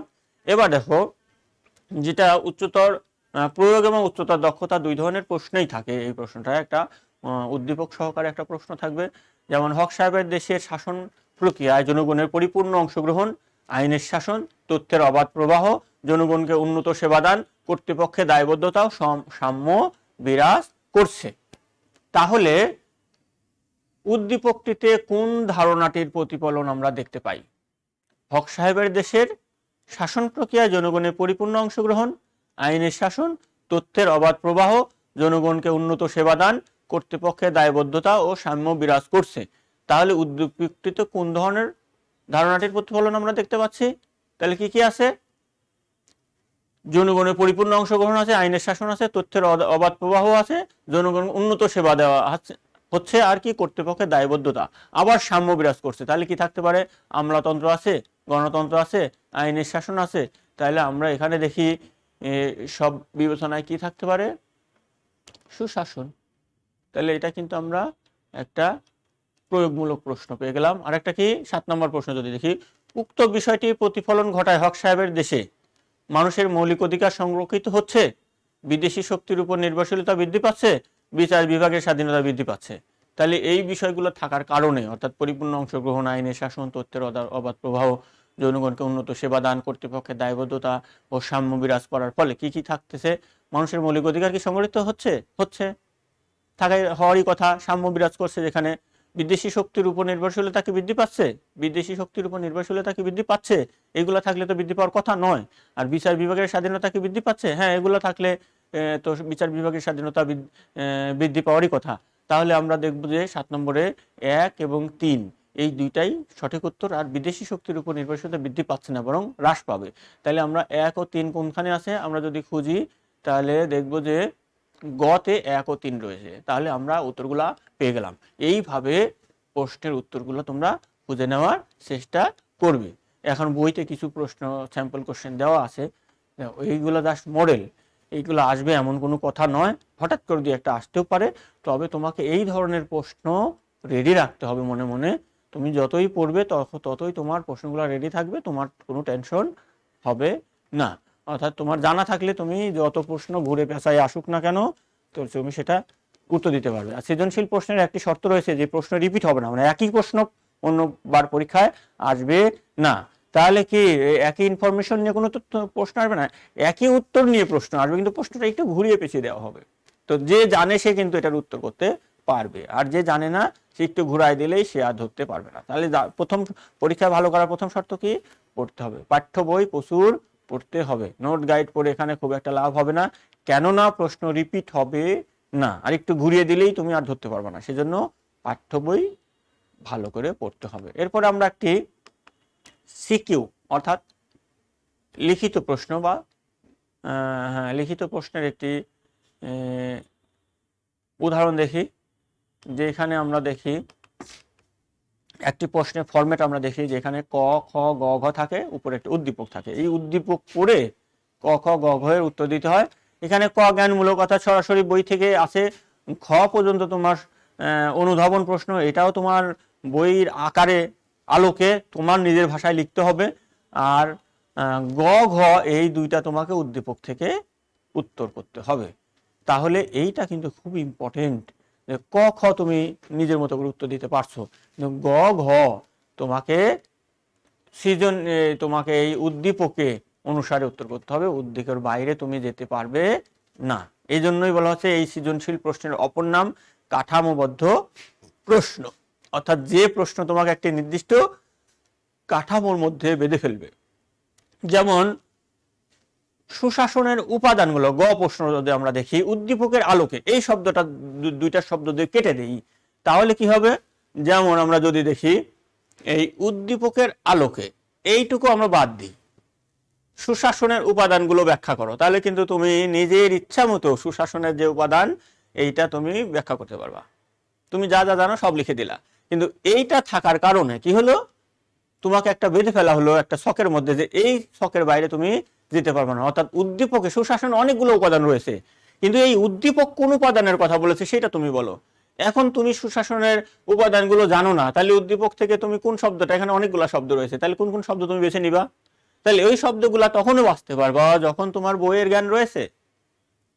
আচ্ছা, শুধু বইয়ের জ্ঞান রয়েছে কিন্তু তুমি উদ্দীপক সম্পর্কে ধারণা নাই, তাহলে তুমি পারবা না। অর্থাৎ একই সাথে বইয়ের জ্ঞান থাকতে হবে এবং উদ্দীপক থেকে বেছে নেওয়ার জ্ঞান থাকতে হবে। এই জন্য এটাই বলা হচ্ছে সৃজনশীল। আবার এটার আরেকটা নাম হচ্ছে কাঠামোবদ্ধ, অর্থাৎ তোমাকে নির্দিষ্ট কাঠামোর মধ্যে থাকতে হবে। তাহলে নিশ্চয়ই কিছুটা বুঝতে পারতেছো। এখন আমরা তাহলে দেবো কতে হচ্ছে জ্ঞানমূলক, অর্থাৎ তুমি জানো যেটা সরাসরি উত্তর। গভর্নেন্স শব্দের একটি অর্থ লিখো, সরাসরি তুমি জানো গভর্নেন্স অনেকগুলো অর্থ আছে, একটা লিখে দিলা। সুশাসন বলতে কি বুঝো? এটা বইতে হুবহু আছে তা নয়, থাকতেও পারে, কিন্তু তুমি তোমার মতো করে লিখে দিলে মূল থিম ঠিক থাকলে হয়ে যাবে, সেটা আমরা বারবার শিখেছি। তারপর কি? উদ্দীপকের আলোকে সুশাসন উপাদানগুলো ব্যাখ্যা করো। এখন উদ্দীপকে কি আছে সেটা আমাকে খুঁজতে হবে, যে সুশাসনের উপাদানগুলো উদ্দীপকের মধ্যে কি রয়েছে। আর কি? সুমিদের পরিবারকে রাষ্ট্র কল্পনা করে সেখানে শান্তি শৃঙ্খলা বজায় থাকা তাৎপর্য বিশ্লেষণ করো। এটা উচ্চতর দক্ষতা। কেন সেখানে শান্তি শৃঙ্খলা বজায় রয়েছে, কেন সেখানে শান্তি শৃঙ্খলা বজায় রয়েছে তার তাৎপর্য বিশ্লেষণ করতে হবে। তাহলে আমরা এখন প্রশ্নগুলো পড়লাম, পরেই আমরা উদ্দীপকে যাব। ক খ উত্তর করে ফেলবো, প্রশ্ন পড়ে ক খ উত্তর করে ফেলবো। ক গভর্নেন্স একটি শব্দ অর্থ, যেমন গভর্নেন্স শব্দের অর্থ কি হতে পারে? যেমন পরিচালনা করা, উন্নত ধরনের ব্যবস্থাপনা, নির্দেশনা, নিষেধ, আদেশ ইত্যাদি। যে কোনো একটা লিখে দেবো যে গভর্নেন্স শব্দের অর্থ কি? সুষ্ঠু পরিচালনা বা পরিচালনা করা বা ব্যবস্থাপনা করা ইত্যাদি। সুশাসন বলতে কি বুঝো? এটা নিশ্চয়ই তোমরা সুশাসন বলতে কি বুঝো বারবার পড়াশোনা করেছো, জানো। এরপর আমরা গড় উত্তরের জন্য যাব। সুমিদের পরিবারের ঐতিহ্য, প্রথা এবং নিয়ম কানুন অত্যন্ত সাবলীলভাবে অনুশীলন করা হয়। সুমির পিতা একজন সজ্জন ব্যক্তি, আধুনিক, প্রগতিশীল এবং কর্মকুশলী। তিনি নিয়মিত ধর্মকর্ম করেন এবং সৎ জীবনযাপন করেন। পরিবারের নিয়ম এবং ঐতিহ্য মেনে তিনি সবার মতামত নিয়ে পরিবার পরিচালনা করেন এবং কেউ কোনো বিষয়ে জানতে চাইলে সহজেই তাকে বুঝিয়ে দেন, ফলে পরিবারে শান্তি শৃঙ্খলা বজায় থাকে। তাহলে সুশাসনের কোন উপাদানগুলো আমরা এখানে খুঁজে পাচ্ছি? প্রথমেই হচ্ছে নিয়ম কানুন অনুশীলন করছে, মানে কি? আইন মেনে চলছে। নিয়ম কানুন মানা মানে কি? আইন মানা। নিয়ম কানুনের অপর নাম হচ্ছে আইন। যেসব নিয়ম কানুন রাষ্ট্র কর্তৃক স্বীকৃত এবং প্রযুক্ত সেগুলো তো আইন। তাহলে নিয়ম কানুন মানছে মানে কি? সেখানে আইনের শাসন রয়েছে। তারপর কি? সে সজ্জন ব্যক্তি, আধুনিক, প্রগতি, কর্মকুশলী মানে কি? সে একজন দক্ষ লোক, কর্মকুশলী, দক্ষ লোক। আর কি? সে সৎ জীবন যাপন করেন মানে কি? তার মধ্যে সততা রয়েছে। তারপরে কি? সবার মতামত নিয়ে পরিবার পরিচালনা করেন মানে কি? সেখানে গণতন্ত্র রয়েছে, মানে সবার অংশগ্রহণ রয়েছে। আর কেউ কিছু বিষয় জানতে চাইলে তাকে সহজে বুঝিয়ে দেন মানে কি? সেখানে সংবেদনশীলতা রয়েছে। মানে বলে না না জানাবো না, জানাচ্ছে, তাহলে সংবেদনশীলতা রয়েছে। আর কি, ফলে পরিবারের শান্তি শৃঙ্খলা বজায় থাকে। তাহলে আমরা এই যে এই বৈশিষ্ট্যগুলো পেলাম, কি রয়েছে যে সেখানে আর একটা হচ্ছে সবাইকে জানাই দিচ্ছেন, তাহলে কি জবাবও দিচ্ছেন। কেউ কিছু জানতে চাইলে তাকে জানাচ্ছে, তাহলে কি জবাবদিহিতা রয়েছে। তাহলে আমরা দেখব আইনের শাসন রয়েছে, তারপর আইন মেনে কাজ করছে, এটা স্বচ্ছতা রয়েছে, জবাব দিচ্ছে জবাবদিহিতা রয়েছে, সৎ জীবন যেমন করেন সততা রয়েছে, কর্মকুশলী দক্ষতা রয়েছে। আবার সে কেউ কিছু জানতে চাইলে জানাচ্ছে, তার মানে কি সংবেদনশীলতা রয়েছে। আর কি, জবাবদিহিতা তো রয়েছেই। তাহলে সুশাসন এই গুণাবলীগুলো আমরা এখানে খুঁজে পাচ্ছি, উপাদানগুলো খুঁজে পাচ্ছি। সুশাসনে তা আরো অনেকগুলো উপাদান রয়েছে, সেই উপাদানগুলো কিন্তু আমরা এখানে বলতে পারবো না। যদি বলি তাহলে উত্তর ভুল হবে, তাহলে বোঝা যাবে তুমি উদ্দীপক বোঝো নাই, কারণ উদ্দীপকের আলোকে উত্তরটা দিতে হবে। সুশাসনের প্রয়োজনীয় গুণাবলী তুমি হয়তো 10টা 20টা, কেউ 15টা, কেউ 8টা, কেউ 7টা মুখস্থ আছে বা বইতে আছে, শিখেছো। কিন্তু এখানে আমরা 5 6 7টা পাবো, 5টা পাবো, 4টা পাবো, কোনো জায়গায় 1টা পাবো, সেইগুলাই কিন্তু লিখতে হবে। এর বেশিও না কমও না। কম লিখলেও নাম্বার কম আসবে, বেশি লিখলে তো নাম বোঝাই যাবে যে তুমি পারো নাই। কম 2-1টা ছুটে গেলেও তেমন অসুবিধা নেই, অসুবিধা বেশি লিখলে, কারণ বোঝাই যাচ্ছে তুমি এই উদ্দীপক ছেড়ে গেছো, তোমাকে উদ্দীপকের ভিতরেই থাকতে হবে। এখন শেষ প্রশ্নটায় আসি, সুমিদের পরিবারকে রাষ্ট্র কল্পনা যদি করি আমি, তাহলে সেখানে শান্তি শৃঙ্খলা বজায় থাকা তাৎপর্য বিশ্লেষণ করো। কেন শান্তি শৃঙ্খলা সেখানে বিরাজমান রয়েছে? কারণ আমরা এক কথা বলতে পারি, সুমিদের পরিবার একটি সুশাসিত পরিবার, অর্থাৎ সুশাসন রয়েছে। কিন্তু এই পরিবারটা যদি একটি রাষ্ট্র হয়, তাহলে সেখানে সুশাসনের যতগুলো উপাদান আমরা দেখতে পাই, সেই উপাদানগুলো সেখানে রয়েছে। আর এই রয়েছে বলেই তো সুশাসন সেখানে শান্তি শৃঙ্খলা বজায় রয়েছে, মানে সুশাসনের কারণেই তো শান্তি শৃঙ্খলা বজায় রয়েছে। এখানে যদি বলে সমিতির পরিবার রাষ্ট্র কল্পনা করে, এখানে শান্তি শান্তি এবং শৃঙ্খলা দুইটা, একটা সবার মধ্যে শান্তি রয়েছে এবং শৃঙ্খলা মানে সবাই আইন কানুন মেনে চলতেছে, ফলে শৃঙ্খলাও রয়েছে। তাহলে একই সাথে সেখানে শান্তি এবং শৃঙ্খলা দুইটাই বজায় রয়েছে। এর কারণ কি, সেখানে সুশাসন আছে এবং সুশাসনের উপাদানগুলো আমরা দেখি। সেজন্য আমরা পড়েছি যে ব্যক্তির জীবনে সুশাসন দরকার, পরিবার জীবনে দরকার, এরপরে রাষ্ট্রীয় জীবনে, সমাজ জীবনে পরের কথা। কিন্তু সুশাসন প্রথম প্রয়োজন ব্যক্তিগত জীবনে এবং পরিবার জীবনে। প্রতিটি ব্যক্তি এবং পরিবার জীবনে যখন সুশাসন প্রতিষ্ঠিত হবে, তখন সেই রাষ্ট্রে সুশাসন এমনিতেই প্রতিষ্ঠিত হবে। বিশেষ করে রাষ্ট্রীয় কর্মকাণ্ড পরিচালনার সাথে যারা জড়িত, তাদের ব্যক্তি জীবনে যদি সুশাসন থাকে, তাহলে তাদের সেই কর্মকাণ্ডের মধ্যে সুশাসনের উপাদান আসতে বাধ্য, আসবেই। সুতরাং সেই ব্যক্তিগুলোর জীবনে বেশি সুশাসন প্রয়োজন যারা রাষ্ট্রের গুরুত্বপূর্ণ দায়িত্ব পালনের সাথে জড়িত। এরপর সবার জীবনে সুশাসনের প্রয়োজনীয়তা রয়েছে। এমনকি একটা ভিক্ষুকের জীবনে সুশাসনের প্রয়োজনীয়তা রয়েছে, তাহলেও তার জীবনে কিন্তু শান্তি আসতে পারে। আবার একটা অনেক ধনী মানুষের জীবনে যদি সুশাসনের উপাদানগুলো না থাকে, তাহলে কিন্তু তার জীবনে শান্তি নাও আসতে পারে, কারণ শুধু অর্থ দিয়ে শান্তি ক্রয় করা যায় না। আর এরপর আমরা একটা দেখি যে প্রশ্নোত্তর পর্ব, অর্থাৎ আজকের যা ক্লাস হলো এর উপর তোমাদের কোনো প্রশ্ন আছে কিনা সেটা আমরা দেখে নিই। তোমরা নিশ্চয়ই গত ক্লাসেই বলেছিলাম যে তোমরা প্রশ্ন করা শিখবে, প্রশ্ন করবে, আমি উত্তর দেওয়ার চেষ্টা করব। এখানে ডাইরেক্ট প্রশ্ন করার চেষ্টা করবে, না হলে পরবর্তীতে আবার মেসেজ করে রাখবা, অথবা ইমেইল করবা, অথবা ফোন করে জিজ্ঞেস করবা যে আসলে তোমাদের বিশেষ কিছু জানার আছে কি না। তো বিশেষ করে আজকের ক্লাসের উপর আর কারো কোনো প্রশ্ন, আর প্রশ্ন আছে কি? আমি এখনো পর্যন্ত কোনো প্রশ্ন দেখতে পাইনি। তোমরা অনেকেই উত্তর করেছো, খুব ভালো কথা। টোটাল কত মার্কস একটু দেখি। মার্কসের এক্সাম হবে স্যার, নর্মালি তো ফাইনাল পরীক্ষা 100 মার্কসের এক্সাম হবে, এটাই স্বাভাবিক। এখন এই করোনা প্যান্ডেমিক পরিস্থিতি কতদিন বিরাজমান থাকে তার উপর কিছুটা পরিবর্তনশীল হতে পারে। তবে সাধারণত 100 নম্বরের প্রশ্ন হবে 30-70, 30 + 70, 30 MCQ আর 70 সিকিউ। স্যার আপনার ফোন নাম্বার দেওয়া আছে, আগের স্লাইডটা দেখো, আগের ক্লাসটা, অথবা আমি বলছি আবার 01717157523। আর যদি ইমেল করো জাহাঙ্গীর জেড দিয়ে, JAHANGIR Jahangir 315@yahoo.com, Jahangir Z দিয়ে জাহাঙ্গীর 315@yahoo.com ইমেল করতে পারো।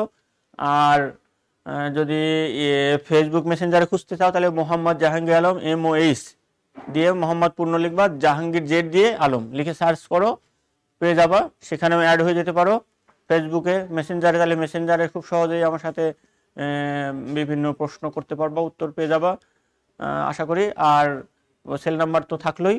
তো তোমরা এখন যেটা করবে, এই যদি ছুটি থাকারই কথা স্বাভাবিকভাবেই, তাহলে এর মধ্যে তোমরা বাসায় বসে বসে পড়াশোনা করো। আমরা নর্মালি এই ছুটির আগেই 3 থেকে 4টে চ্যাপ্টার শেষ করে দেই, কারণ ছেলেমেয়েরা ঘুরে আসলেই জানুয়ারির শেষের দিকেই প্রথম ক্লাস টেস্টটা শুরু হয়ে যায়। ক্লাস টেস্টগুলো আমরা 15-20 মার্কসের নিয়ে বা 30 নভেম্বরের নিয়ে থাকি সাধারণত। আর তারপরে প্রথম সাময়িক পরীক্ষা ফেব্রুয়ারিতেই বা জানুয়ারির শেষের দিকে হয়, সেখানে 100 নম্বরের পুরোপুরি প্রশ্ন হয় পুরো 3 বা 4টা চ্যাপ্টারে থেকে। সেজন্য আমরা চেষ্টা করি ডিসেম্বরের ছুটির আগেই প্রথম 3 থেকে 4টা চ্যাপ্টার শেষ করে দেওয়ার। কিন্তু এইবার যেহেতু একটা বিশেষ পরিস্থিতি, সেই জন্য একটু আস্তে আগানো হয়েছে। তো আপাতত তোমরা যদি প্রথম 2টা চ্যাপ্টার বুঝতে পারো, তাহলে আমার মনে হয় তেমন কোনো অসুবিধা হবে না। বাকি চ্যাপ্টারগুলোর ভিত্তি কিন্তু এই 2টা চ্যাপ্টার। এই 2টি চ্যাপ্টার যে ভালো করে বুঝলো, সে বাকিগুলা সহজেই বুঝতে পারবে। আর যদি এই চ্যাপ্টারগুলো বুঝতে ভুল করে না বুঝে, তাহলে কিন্তু অন্য চ্যাপ্টারগুলো তার বুঝতে একটু কষ্ট হবে। সেজন্য আমি তোমাদেরকে পরামর্শ দিব যে এই 2টা চ্যাপ্টার খুব ভালো করে পড়ে নাও, যেন পরবর্তী চ্যাপ্টারগুলো খুব সহজ হয়। আর বিশেষ করে প্রশ্নর যে আমি একটা আইডিয়াটা দিলাম, যে জ্ঞানমূলক, অনুধাবনমূলক, প্রয়োগমূলক এবং উচ্চতর দক্ষতা, এটা সৃজনশীল এবং এমসিকিউ 2 ক্ষেত্রেই এই প্রশ্নগুলা তোমরা যতটুকু সম্ভব প্রশ্নগুলা বসে বসে একটু দেখার চেষ্টা করো। আবার ক্লাসে তো দেখা হবেই, কিন্তু বাসায় এখন বেশি বেশি পড়তে হবে। অনেকেই ক্লাস ঠিকমতো করতে পারছো না নানান কারণে, তারাও কিন্তু বই নিয়ে পড়তে পারো। আর যেই জায়গায় বুঝতে পারো না, সেখানে আমাকে মেসেজ করো মেসেঞ্জারে, বা ফোন করো, ইমেল করো, আমি আমার যথাসাধ্য চেষ্টা করবো উত্তর করার জন্য। আর আমি আবারও বলি যে এই পরিণতি সুশাসনের যে বিষয়গুলো তোমরা পড়বে, উচ্চতর শিক্ষার ক্ষেত্রে এগুলো অত্যন্ত গুরুত্বপূর্ণ। বিশেষ করে অনার্স লেভেলে গেলে তুমি যে সাবজেক্টেই অনার্স পড়ো না কেন, এই বিষয়গুলো আবার তোমাকে পড়তেই হবে। বিসিএস পরীক্ষার প্রিপারেশন নিতে গেলে এই বিষয়ে পড়তে হবে রিটেন পরীক্ষার জন্য। সুতরাং তুমি যদি এখন এগুলো ভালো করে পড়ো, তাহলে তোমার অ্যাডমিশন টেস্টে আসবে, মানে পরিণতির থেকে অ্যাডমিশন টেস্টে অনেক প্রশ্ন আসে, প্রত্যেক বছরই আসতেই হবে, কারণ এটা বাধ্যতামূলক, আসবেই। পরিণতির প্রশ্ন ছাড়া অ্যাডমিশন টেস্টে প্রশ্ন হতেই পারে না। তারপরে তোমার অনার্সে গিয়ে এগুলা পড়তে হবে, তারপর তোমার বিশেষ পরীক্ষা রিটেনে আসবে এগুলা। সুতরাং তোমাকে তো এগুলা ভালো করে পড়তেই হবে। সেজন্য তুমি মোটামুটি এগুলো মনোযোগ দিয়ে পড়ো। যারা এই সাবজেক্ট নিয়েছো তারা পড়ো, আর যারা এই সাবজেক্ট নেওনি তারাও এটা ভালো করে পড়ো। অনেক আমার শিক্ষার্থী, আমার উদাহরণ রয়েছে, যারা এই সাবজেক্ট নেয়নি কোর্স হিসেবে, কিন্তু নিয়মিত ক্লাস করতো, কারণ সে জানতো যেগুলো অ্যাডমিশন টেস্টে আসবে বা পরবর্তীতে লাগবে। আমি অনেক স্টুডেন্ট এভাবে পেয়ে থাকি, প্রতি বছরই রেগুলার ক্লাস করে। এমনকি যে সাবজেক্ট নিয়েছে সে ফাঁকি দিলেও যে নেয়নি সে কিন্তু ফাঁকি দেয়নি, এমন উদাহরণ অনেকগুলো রয়েছে। সুতরাং যারা এই সাবজেক্ট নেওনি তারাও সাবজেক্টটা পড়ো। বিশেষ করে অ্যাডমিশন টেস্টে অনেক প্রশ্ন আসবে, প্রথম পত্র, দ্বিতীয় পত্র, 2 পত্র থেকেই প্রচুর প্রশ্ন আসবে। তুমি বিগত সালের প্রশ্নগুলা দেখে নাও। আর তোমাদের একটা আমি সর্বশেষ পরামর্শ দিব যে বিভিন্ন বিশ্ববিদ্যালয়ে অ্যাডমিশন টেস্টের বিগত সালের প্রশ্নগুলা পারলে 2-1বার দেখে নাও, তাহলে তোমার এখনই আইডিয়া হবে যে অ্যাডমিশন টেস্টে কী ধরনের প্রশ্ন হয়, তাহলে তুমি সেই আলোকে প্রিপারেশন শুরু করতে পারবা। যাই হোক, আজকে অনেক একটা লম্বা ক্লাস হলো, তো আশা করি তোমরা কিছুটা হলে উপকৃত পেয়েছো। তো আমি আর বেশি বাড়াতে চাই না, এখানে শেষ করতে চাচ্ছি। তো আগামী 16ই ডিসেম্বর আমাদের জাতীয় জীবনের সবচেয়ে গুরুত্বপূর্ণ একটি দিন, মহান বিজয় দিবস। এই দিনে আমরা একটি স্বাধীন সার্বভৌম রাষ্ট্র হিসেবে পৃথিবীর মানচিত্রে পরিপূর্ণভাবে প্রতিষ্ঠিত হয়েছি। তো এই দিবসটা আমরা যথাযথভাবে পালন করার চেষ্টা করব। আর এই দিবসের তাৎপর্যের মধ্যেই রয়েছে সুশাসন, মানে শোষণ মুক্ত একটি বাংলাদেশ গড়াই হচ্ছে এই দিবসের প্রধান তাৎপর্য। সুতরাং আমরা সেই দিবস সামনে সুন্দরভাবে উদযাপন করব, সুশৃঙ্খলভাবে। বিজয় দিবসের শুভেচ্ছা তোমাদেরকে জানাচ্ছি, অগ্রিম শুভেচ্ছা সহ সবাইকে ধন্যবাদ। তো সেই পর্যন্ত তোমরা সবাই নিরাপদ থেকো, সুস্থ থেকো। আবার দেখা হবে ইনশাআল্লাহ আবার পরবর্তী ক্লাসে। আর যে কোনো প্রয়োজনে আমার মোবাইল নাম্বারে কল করো উইদাউট এনি হেজিটেশন। বিশেষ করে নামাজের সময় ফোন করবা না, আর অনেক রাতে বা খুব সকালে, এইগুলো মেনটেন করবা। যে কোনো লোককে ফোন করার আগে এটা ভাবতে হবে যে এই সময় সে নামাজের জামাতে আছে কিনা, অথবা সে ঘুমাচ্ছে কিনা। এই সময়টা অ্যাভয়েড করে তোমরা ফোন করবা, যে কোনো মানুষকে, আমাকেও। ওকে, সবাইকে ধন্যবাদ। ভালো থেকো, সুস্থ থেকো, নিরাপদে থেকো। ওকে।